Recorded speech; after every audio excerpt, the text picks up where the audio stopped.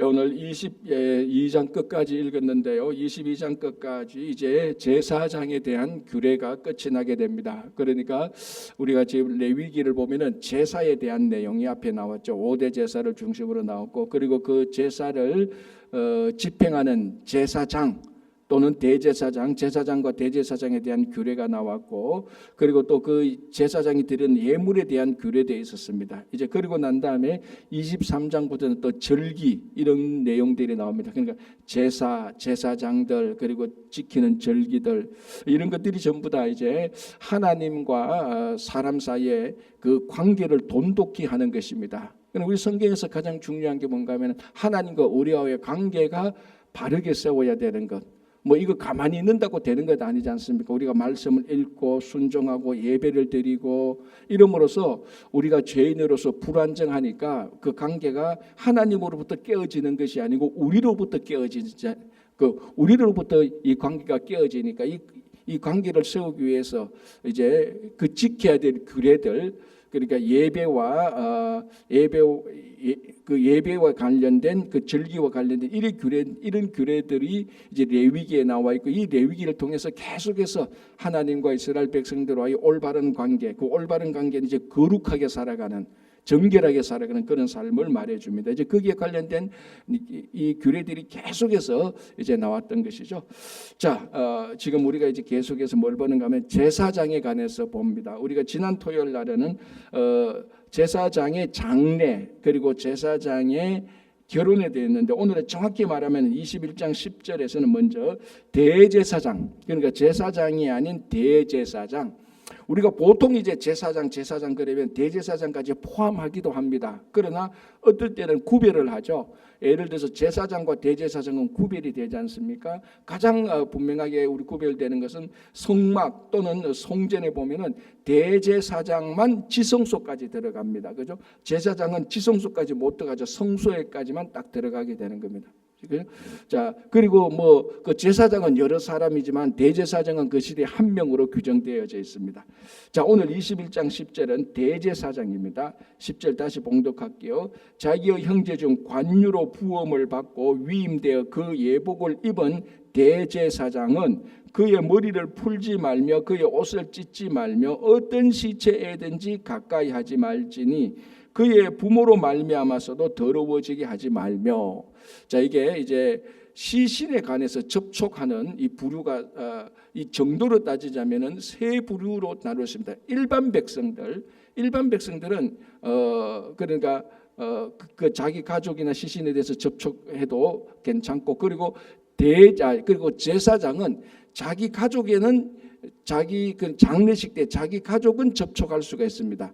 자기 가족의 시신은 접촉할 수 있고 다른 시신에는 접촉할 수 없습니다. 그러나 대제사장은 어떤 시신에도 접촉하지 못합니다. 비록 그것이 자기 가족이라 할지라도.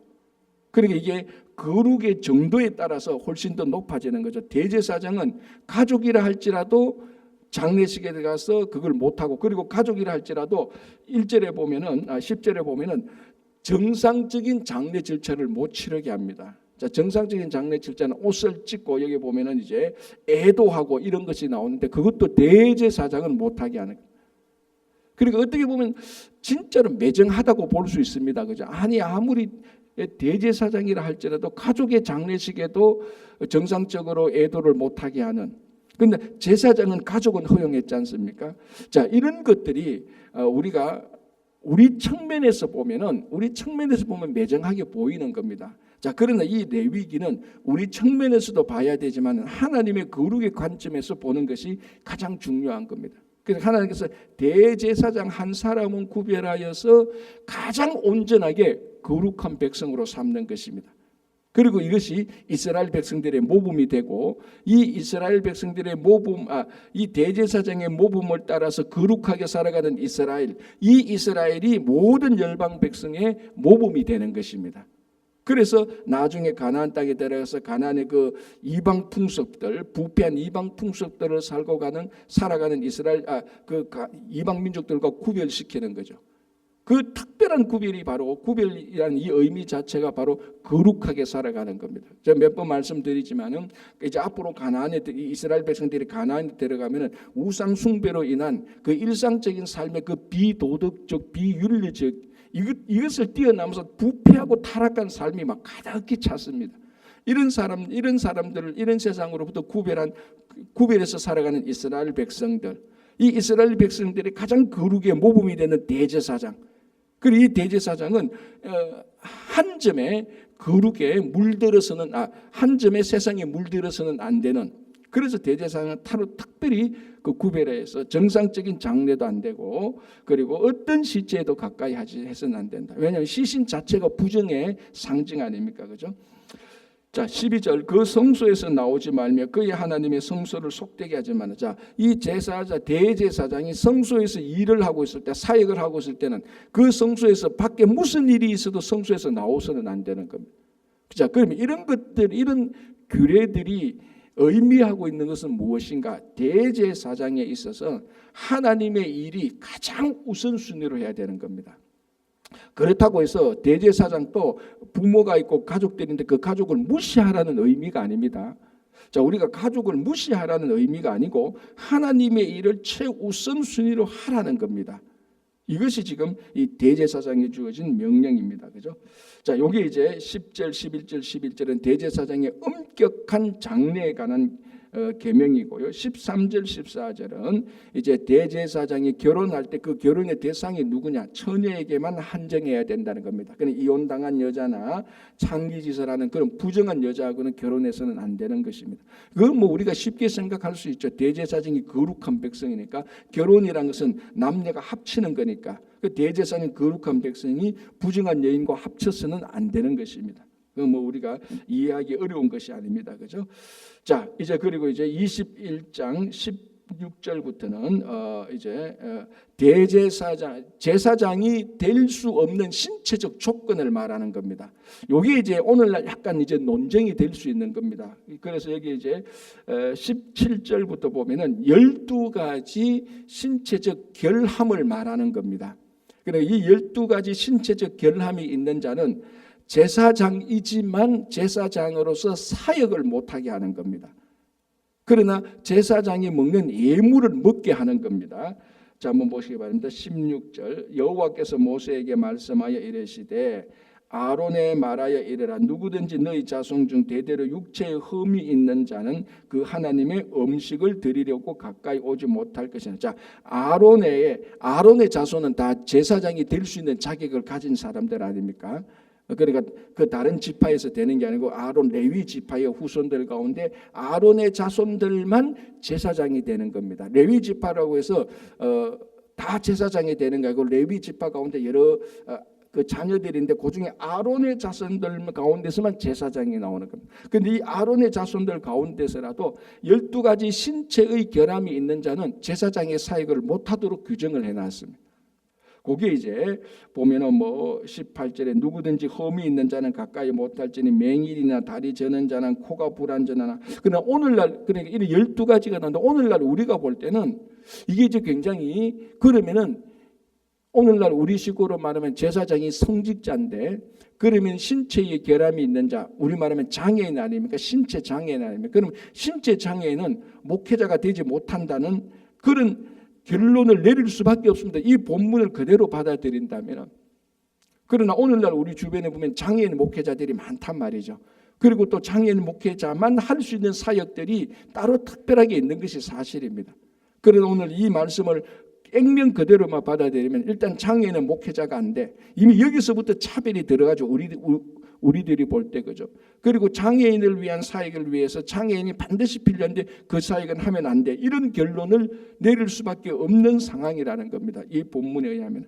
자, 그러면 이제 이 본문을 오늘날 우리 시대에 맞도록 볼 필요가 있다는 겁니다. 제가 늘 말씀드리자면 이 레위기에서 특별히 레위기에 나오는 여러 가지 예배에 관한 그리고 앞에서 말한 대로 제사 그리고 이제 오늘 나오는 제사장 그리고 23장부터 나오는 절기 이 모든 것들에는 반드시 지금도 우리가 지켜야 될 내용들이 있고 이제는 그 시대와 상황이 바뀌었기 때문에 폐지해야 될 것들이 있습니다.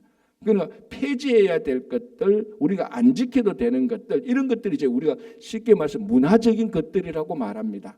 그리고 문화적인 것들은 뭐냐면 상황과 형편이 바뀌면은 안 지켜도 되는 겁니다. 그리고 그 상황이 되면 또 할 수 있는 겁니다. 그리고 문화라는 것은 시대와 상황에 따라서 능수능란하게 변화되는 겁니다. 반드시 그 본질이 아니죠. 문화라는 것은. 자, 우리가 번제, 소제, 화목제 이런 거 봤습니다. 그거 오늘 우리가 하나님을 유일신으로 믿는 우리들이 이 제사 그대로 안 드리지 않습니까? 왜냐하면은 번제, 소제, 화목제 이런 게는 문화적인 그 당시 그 상황에서만 지켜야 될 내용들이 있기 때문에 그렇습니다. 그러나 오늘날에는 그 번제, 소제, 화제 이런 거 그럼 우리가 읽지도 말고 생각하지도 말아야 되느냐? 그거 아니죠. 그 안에 담겨져 있는 정신, 그 번제 그러면 태워서 드리는 제사. 그 할 때에 다 각을 뜨고 하는 그 제사, 그 안에 담겨지는 그 하나님을 위한 헌신과 희생은 여전히 2500년 전이나 3500년 전이나 오늘날 똑같다는 겁니다. 그걸 계속해서 지켜야 되는 겁니다. 그 헌신과 희생에 대한 규례는 지켜야 돼요. 화목에 관한 규례는 지켜야 됩니다. 그러나 그에 대한 제사는 문화적인 것이기 때문에 우리가 오늘날 안 지키는 겁니다. 이것도 똑같습니다. 자, 신체에 장애가 있는 자는 제사장이 못 된다라고 얘기를 했습니다. 그럼 왜 그랬을까? 이제 이걸 좀 더 깊게 봐야 하는데, 첫 번째는 하나님께 나가는 제사장은 결함이 있어서는 안 되는 겁니다. 그 결함이라는 것이 가장 쉽게 눈에 보이는 결함이 신체의 결함이 아닙니까? 그죠? 자, 그런데 오늘 여기서도 봐도 신체의 결함을 가진 아론의 자손이 부정한 사람이라고 말하지 않습니다. 사역에만 제한을 두는 겁니다. 하나님에게 사역을 나가는 자는 결함을 가진 자가 안 되고, 왜냐하면 이게 일상적인 삶이 아니고 하나님 앞에 나가는 가장 거룩입니다. 자, 거룩이라는 의미 속에 무슨 의미가 있는가 하면 결함, 부족한 것 이런 것이 생기는 것은 거룩이 아닙니다. 자, 보십시오. 우리가 번제를 드릴 때, 그리고 하나님께 어떤 예물을 드릴 때 짐승, 양에게 있어 흠이 있어야 됩니까? 흠이 없어야 됩니까? 흠이 없어야 되는 겁니다. 왜 흠이 없는 건 흠이 없어야 되는가 하면 온전한 걸 드려야 되는가 하면 결함이 있으면 안 되는 거죠. 하나님 앞에 드리는 예물도 결함이 있으면 안 되는데, 그 결함을 주관하는 제사장이 결함이 있다. 자, 그러니까 신체 장애라는 것은 결함을 의미하는 겁니다. 그거는 논리적으로도 말이 안 되지 않습니까? 그래서 이 신체에 결함이 있는 신체 장애자는 하나님 앞에 제사장의 사역을 제한시키는 것입니다. 이게 첫 번째고요. 그러니까 이게 뭐냐면은 하나님의 온전함에 있어서 결함이 생기니까 부족한 것이고, 두 번째는 실제로 몸에 장애가 있는 자가 하나님의 사역을 할 때는 불편하죠. 사역에 제한이 될 수밖에 없지 않습니까? 기능적으로. 그러니까 하나님의 거룩한 사역을 하는데 기능적으로 자꾸 제한이 된다. 그것도 거룩에도 손상이 되는 겁니다. 그래서 아론의 자손 가운데 이런 신체적 결함이 있는 자는 제사장의 기능을 제한시키는 겁니다. 그걸 못하게 하는 겁니다. 그러나 그렇다고 해서 이 사람을 부정한 자나, 그리고 제사장만이 먹는 예물을 먹는 것, 거기는 먹어도 되는 것입니다. 자, 한번 보시기 바랍니다. 22절, 그는 그의 하나님의 음식이 지성물이든지 성물이든지 먹을 것이나. 그러니까 제사장으로서 사역은 못하지만은 제사장으로서 먹어야 될 권리, 이거는 제사장만 먹는 음식입니다. 그리고 제사장은 이런 음식이 자기의 양식이 되는 겁니다. 이 제사장은 농사를 짓는 것도 아니고 양을 치는 것도 아니고 어디 가서 일을 하는 것도 아닙니다. 제사에서 나오는 그 예물을 가지고 자기 양식이 되는데, 신체의 결함이 있는 이 사람을 사역에 제한시키고 먹는 예물도 제한시키면 이 사람은 생존이 불가능한 것 아닙니까? 그러니까 사역은 제한시키되 그 사역에 의하여 그 제사에 나온 예물을 먹는 권리는, 제사장의 권리는 다 보장해 준 것입니다. 사역에 제한되죠. 그리고 부정한 자라고 규정 짓지 않는 것입니다. 그러나 하나님 앞에 나오는 사역은 결함이 있기 때문에, 그리고 사역의 기능이 제한되기 때문에 이 사람은 제사장의 기능을 하지 못하도록 한 것이 바로 21장 끝부분에 있는 것이죠. 그러니까 이걸 보면 어떻게 보면은 하나님께서 아론의 제사장한테 권리는 보장해 주되 사역은 제한시키는, 왜냐하면 하나님의 거룩의 손상이 있기 때문이다라는 것입니다. 자, 22장은 이제 성물을 먹는 규례에 관해서 어떤 성물을 먹어야 될지, 어떤 성물을 먹으면 안 될지, 그리고 그 성물을 먹는 자는 어떤 사람인지, 먹어서는 안 된 사람은 어떤 사람인지. 그러니까 여러분 다시 말씀드리지만 이런 규례들을 보십시오. 얼마나 철두철미합니까? 그죠? 이 철두철미한 이유가 뭡니까? 하나님의 거룩을 구별시키기 위해서 자세하게 설명을 해놓은 것입니다. 자, 3절 보겠습니다. 그들에게 이르라, 누구든지 내 자손 중에 대대로 그의 몸이 부정하면서도 이스라엘 자손이 구별하여 여호와께 드리는 성물에 가까이 하는 자는 내 앞에서 끊어지리라. 자, 그러면은 22장 2절, 아론과 그의 아들들에게 말하여 그들로 이스라엘 자손이 내게 드리는 그 성물에 대하여 스스로 구별하여 내 성원을 욕되게 함이 없게 하라. 나는 여호와니라. 자, 제사장은 성물을 먹습니다. 그죠? 그게 자기의 양식이니까. 그럼에도 불구하고 그 성물을 먹지 못하는 자는 신체에 결함이 있는 자가 먹지 못하는 것이 아니고 22장 3절부터 보면은 부정한 자가 먹지 못하게 했습니다. 그러니까 제사장은 부정한데 부정하게 된 자, 예를 들자면 이제 그게 22장 3절, 4절, 5절부터 나오는데 거기 보면 첫 번째는 부정한 사람에게 접촉된 것. 그래서 그 기간 동안에 부정하게 된 사람은 그 기간 동안에 성물을 못 먹는 겁니다. 신체에 결함이 있는 자는 성물을 다 먹을 수 있죠. 자, 한번 보시기 바랍니다. 4절, 아론의 자손 중 나병 환자나 유철병자는 그가 정결하기 전에는 그 성물을 먹지 말 것이요. 자, 요거는 성결하기 전까지고요. 시체의 부정에 접촉된 자나 설정한 자나 무릇 사람을 부정하게 하는 벌레에 접촉된 모든 사람과 무슨 부정이든지 사람을 더럽힐 만한 것에 접촉된 자, 이런 사람은 못 먹는 것입니다. 자, 그러니까 우리가 21장에 나온 것처럼 제사장인데 신체에 결함이 있는 자는 부정한 자가 아닙니다. 제사장 가운데. 그래서 그 성물을 먹도록 하는 것입니다. 그러나 신체에 결함이 없는 자라도 어떤 시신이나 부정한 것에 접촉된 자는 부정한 자로 보는 겁니다. 그래서 이 부정한 것이 정결하게 되고 난 다음에 먹어야 되는 겁니다. 그러나 부정한 기간 동안은 이 음식을 못 먹도록 이렇게 규정을 해놓은 것입니다. 자, 그리고 어떤 성물을 못 먹느냐, 그럼 누가 못 먹느냐 하면은 부정하게 된 사람이 성물을 못 먹고 어떤 것을 못 먹느냐 는 것을 보면 이제 부정한 것을 못 먹죠. 그게 27장 7절, 해질 때에야 정하리니 그 후에 그 성물을 먹을 것이니 이는 자기의 음식이 됨이라. 시체나 찢겨 죽은 짐승을 먹음으로 자기를 더럽히지 말라. 그러니까 시체, 이건 당연히 가장 대표적인 부정한 것이고, 찢겨 죽은 짐승, 여기는 또 피가 들어갈 수도 있고, 그죠? 이게 또 시신이니까. 그런데 이런 것은 먹어서는 안 된다. 그러니까 부정한 자가 되어서도 안 되고 부정한 음식을 먹어서도 안 된다는 겁니다. 아주 쉽게 말하자면요. 자, 그리고 또 이런 성물을 먹어서는 안 되는 사람들 한번 보겠습니다. 10절 보겠습니다. 아주 규정을 정확히 해놓고 있는데, 일반인은 성물을 먹지 못할 것이며, 이 일반인은 거류민을 말하는 겁니다. 나그네들. 그리고 제사장의 객이나 품꾼도 다 성물을 먹지 못한다. 그러니까 제사장의 집에 있는 손님들 그리고 품꾼들, 이 사람은 성물을 먹지 못하는데, 참 특별한 것은요, 11절, 그러나 제사장이 그의 돈으로 어떤 사람을 샀으면 그는 그것을 먹을 것이요, 그의 집에서 출생한 자도 그렇게 하여 그들의 음식을 먹을 것이, 제사장의 음식을 먹을 것이. 제사장이 이제까지 우리가 이제까지 이 규례가 안 나와서 몰랐는데, 이 규례가 나와서 보니까 제사장의 음식을 제사장만 먹는 게 아니네. 제사장의 집에서 태어난 사람, 우리 흔히 말하는 속지주의, 요즘 그 미국에서 태어난 사람을 다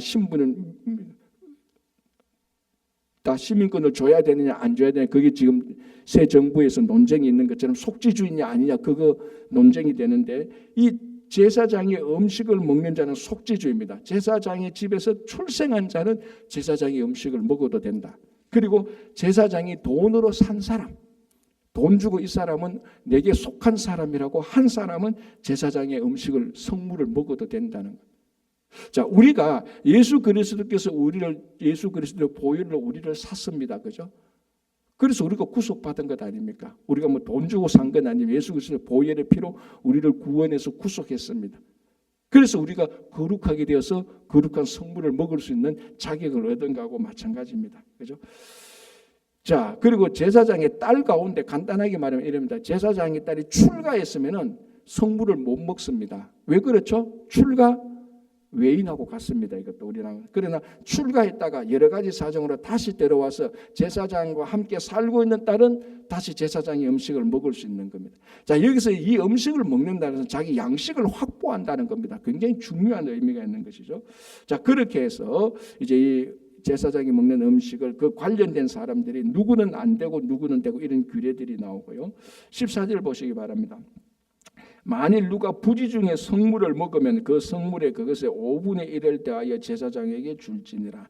자, 부지 중에 모르는 중에 무의식 중에 성물을 먹었단 말이죠. 먹어서는 안 되는 사람이 일반인, 거류민이나 제사장의 객이나 품꾼이 이거 먹어서는 안 돼. 부지 중에 성물인지 모르고 먹었다. 자, 그럼 어떻게 해야 되느냐? 그 먹은 것의 5분의 1을 더하여 제사장에게 주라. 자, 이건 무슨 규례하고 같죠? 속건제 규례하고 같았죠. 우리 속건제 규례에 바로 이 계명이 있었습니다. 그죠? 성물에 대하여서 죄를 지었을 때 속건제 제사를 드려라. 그리고 누구에게 잘못을 했으면 그 잘못한 것에 5분의 1을 더해서 보상하라. 그런데 어떤 사람이 자기가 먹어서는 안 되는 제사장의 음식을 먹어버렸단 말이죠. 그럼 제사장에게 손해를 끼친 겁니다. 제사장의 음식을 먹었으니까. 자, 그러면 내가 잘못했습니다. 내가 모르고 먹었습니다. 그래서 사과로 끝날 것이 아니고 그 성물에 내고 5분의 1을 더해서 보상하라는 것이었습니다. 그런데 이게 사소한 규례 같은데 안에 담겨있는 정신이 굉장히 중요하다 그랬습니다. 내가 잘못을 했으면 말로 끝나는 게 아닙니다. 그게 회개라는 것하고 같은 맥락이죠. 회개라는 것이 내가 잘못했네 끝 이렇게만 끝나는 것이 아니고 어느 사람에게 피해를 끼쳤으면 그 피해의 5분의 1을 보상하라. 그게 이제 진짜 회개에 관한 행위로 나타나는 것이죠. 그죠? 그것처럼 속건제도 부지 중에 성물을 먹었다. 나 이거 모르고 먹었는데 뭐 우리 인간관계상 너 모르고 했구나. 그래 앞으로 잘해. 이렇게 넘어갈 수 있는 그런 관계나 그런 변명할 수 있는 것도 있지만 성물은 그렇게 해서 안 된다는 겁니다. 그죠? 그래서 제가 가끔 말씀드리는 것처럼 여기 독이 있단 말이죠. 이 독을 모르고 먹었다. 죽습니까? 삽니까? 그래도 죽죠. 모르고 먹던 독은 독이에요. 성물도 모르고 먹으면 그 부정하게 만들어 버립니다. 그래서 알아야 되는 겁니다. 그래서 우리가 구별된 삶을 살 수 있도록 우리가 알아야 되는 것이 중요한 것이죠. 그죠? 자, 그렇게 해서 이제 속건제를 드려라라고 말하는 겁니다. 자, 17절부터는 길게 나오는 건데 길게 나와도 내용은 간단합니다. 하나님께서 기쁘시게 받으시는 예물에 관한 규정들입니다. 자, 그런데 여기 보면요. 자, 먼저 19절 보겠습니다. 19절. 기쁘게 받으심이 되도록 소나 양이나 염소의 흠 없는 수컷으로 드리되. 자, 예물에 있어서 아까도 말씀드렸지만 예물에 있어서 가장 중요한 것은 흠 없는 것을 드려야 됩니다. 온전한 것을 드려야 되는 것이죠. 자, 그러면 이제 그 제사를 드리는데 어떤 것들은 어떤 흠은 절대로 안 되느냐? 그게 22절부터 나옵니다.